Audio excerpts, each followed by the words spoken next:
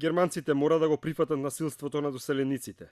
Оваа наводна изјава на Ангела Меркел е најпренесувана и најкоментирана вест во која се спомнува германската канцеларка во последниве 5 години.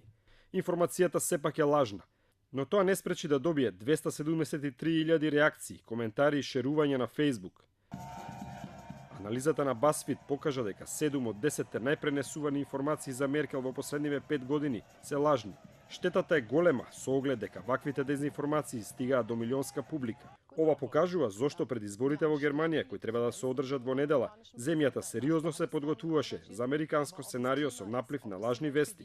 Стравот го подгреа и фактот дека пред 2 години руски хакери украдоа голем број на информации од Бундестагот, за кои постоеше сомнеж дека ќе бидат употребени во продуцирање на лажни вести. Но дали дезинформациите може да го сменат мислењето на гласачкото тело во земјата? Студијата направена од Универзитетот во Оксфорд покажува дека крајната десница ширила најмногу лажни вести преку Твитер во Германија. Од 1 милион анализирани твитови, дури 30% биле на алтернативата за Германија, чиј темел е антиемиграционата политика.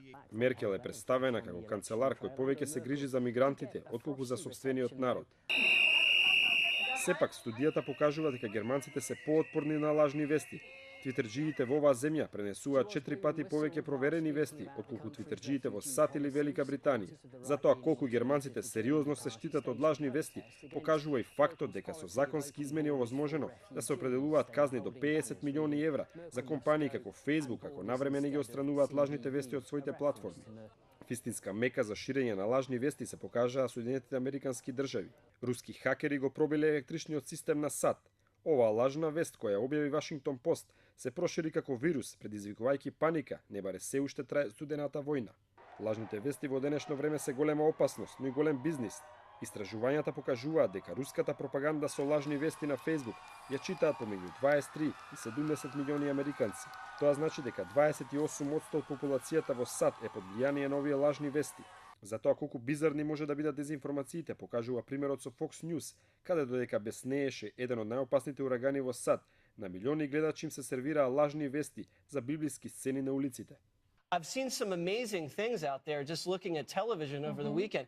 Alligators on people's back doorsteps. I saw a shark on a highway swimming Like in the water. Sharknado. Like Sharknado. I saw a hawk sitting in someone's taxi cab. Greg and I were saying, the president was using the term biblical.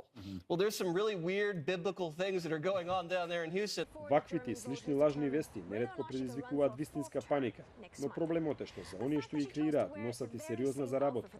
Токму затоа ако порано Диоген со фенер го барал човекот помеѓу луѓето, граѓаните во иднина ќе ја бараат вистината во морето дезинформации.